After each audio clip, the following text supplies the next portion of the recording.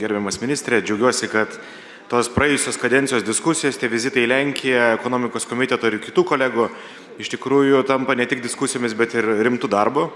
Tikiuosi, kad tas rimtas darbas, jeigu priimsim šitą įstatymą, sutaps su Kėdainių tilto paleidimu, kuris tapęs iš esmės simboliu tiltų būklės. Ir matyt, nuo to griuvimo apskritai ir prasidėjo rimtos diskusijos, kad keliuose situacija yra labai bloga.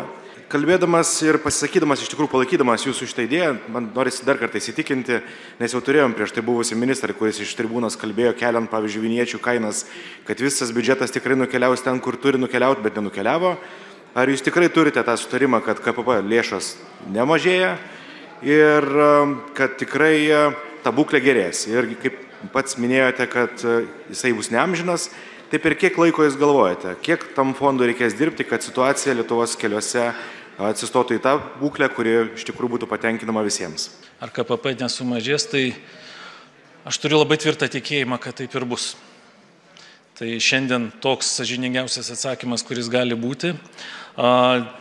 Kada pagerės ir kada fondą reikės uždaryti, aš esu tvirtai įsitikinęs, kad tai nebus greitai. Tikrai nebus greitai ir fondo laikinumas yra ne tam, kad po to, arba jo nelaikinumą tokio įvedimas, ne tam, kad po to semti pinigus valstybės savojomis ir jau nebežinia, ką daryti, ir daryti projektus, kurių galbūt nereikia, tai reikia į valstybės lėšas žiūrėti labai atsakingai, nes tas lėšas bet kuriuo atveju suneša žmonės, kurie ir susimoka už visas paslaugas.